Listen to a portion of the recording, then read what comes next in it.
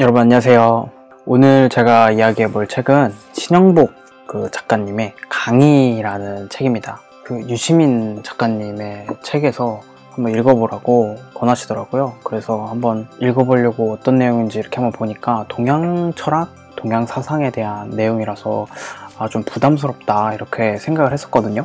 우연히 이렇게 서점에 갔는데 여기 있길래 한번 서론만 좀 읽어봤습니다. 근데 어려운 내용을 정말 좀 읽기 편하게 독자들을 위해서 좀 눈높이를 많이 낮춰가지고 다양한 예시도 들어주시고 그 시대 정황이라던가 관련돼 있던 어떤 국가들 간의 상황을 잘 설명을 해주셨어요. 그래서 살아계셨으면은 제가 이분 강의라던가 한번 가보고 싶을 정도로 정말 좋은 책이다. 그래 좋은 작가님이다 라고 생각을 했는데 아쉽게도 이렇게 돌아가셨더라고요.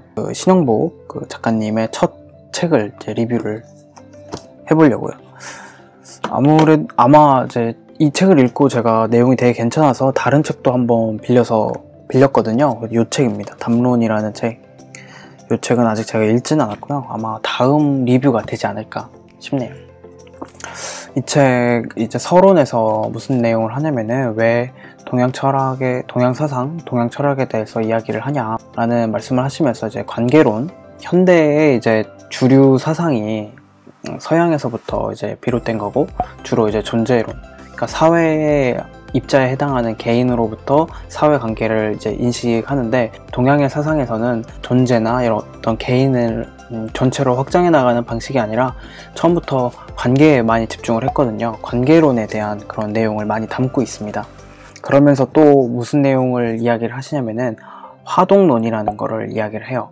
여기서 얘기하는 화는 뭐냐면은 어떤 상대주의적인 관점으로 상대방의 다름을 인정하고 서로 이렇게 융합돼서 어떤 새로운 것을 만들어내는 것을 이야기를 하고요. 근데 동은 뭐냐면은 센 세력이 다른 세력을 갖게 만드는 거예요. 어떤 정복이라던가 침략을 통해서 국가주의, 전체주의의 사상을 생각하시면 될 것 같아요.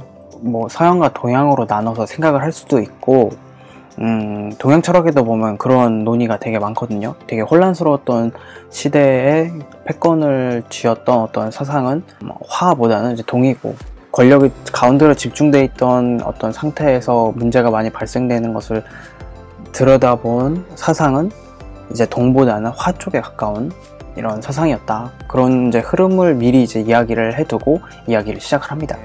그래프를 나눠보자면은 뭐 이렇게 가운데서부터 일직선 상이 이렇게 있다고 해볼게요. 그러면은 이쪽에는 동양 철학 중에 이제 공자의 사상이 이제 노너, 이쪽에는 노자의 사상이 될 것 같네요.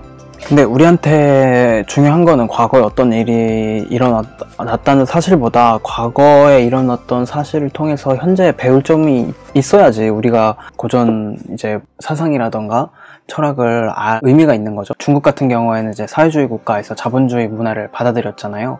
이게 과연 어떻게 작용을 할 것인가? 자본주의의 문화가 중국으로 가서 잘 융합을 할지, 아니면 자본주의가 기존에 중국에 가지고 있던 동양 이제 문화와 사회주의의 시스템을 동하고 서양의 문화권이 그대로 이식될지 좀 분석을 해볼 필요가 있죠. 우리도 북한과 남한, 이제 남북 관계가 굉장히 많이 바뀌고 있잖아요. 그렇기 때문에 우리가 정말 우리 세대에서 통일도 생각해 볼 수 있는 문제죠. 만약에 정말 이렇게 통일이 됐을 때 사회주의와 자본주의가 만나서 동을 이룰지 화를 이룰지를 지켜보는 상황에 우리가 놓이게 되는데요. 어떤 방향을 나아갈지 지금의 중국을 보면서 좀 힌트를 얻을 수 있지 않을까.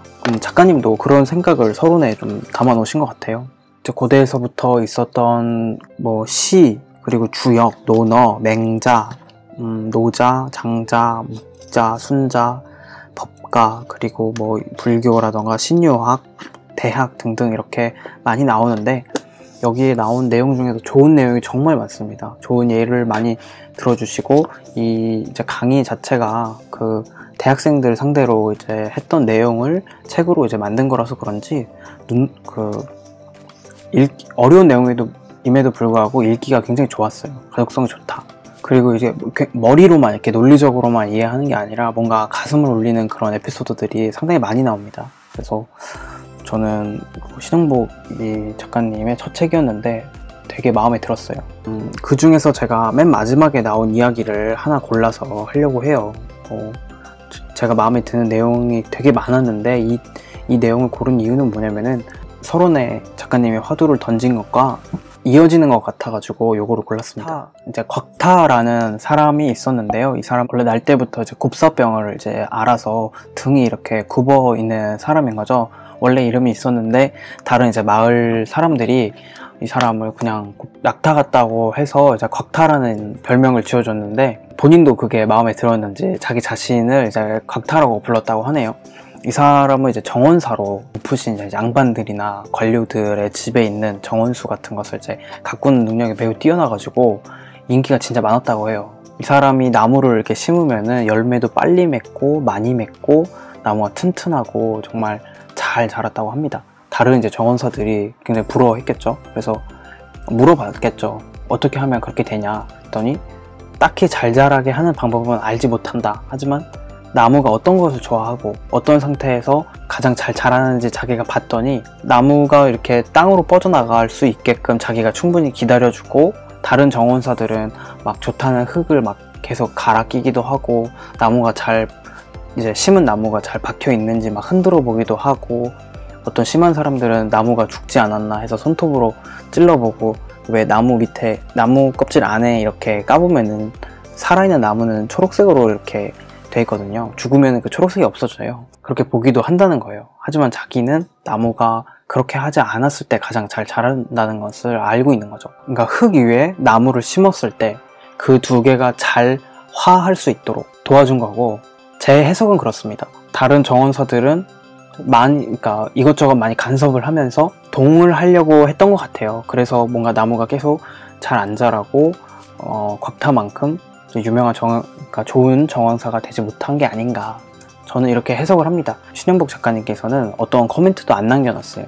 읽는 사람들이 어떻게 느꼈는지 한번 생각해 보라고 숙제를 내주고 이 장을 마쳤거든요. 뒤에 보면은 뭐 다른 사람의 추천사라던가 참고 문헌이라던가 후기라던가 이런 게 다른 책은 남아있는데 이 책은 전혀 그런 말 없이 딱 그 곽타의 말로 끝이 납니다. 더 좋은 것 같아요. 생각해 볼 수 있는 여운을 더 남겨주시고 이분이 계속 말씀하시는 게 뭐냐면은 단순한 것이 정말 더 어렵다.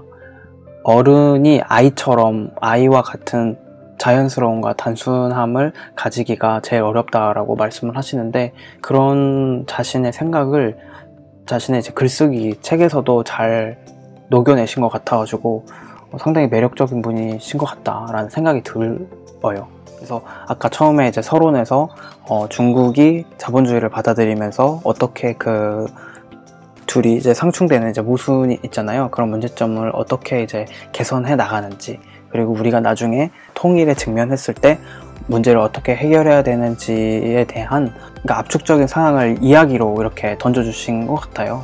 그래서 제가 한번 다른 얘기들도 정말 많지만 이 얘기를 하고 싶었어요. 저도 동양고전에 대해서 잘 모릅니다.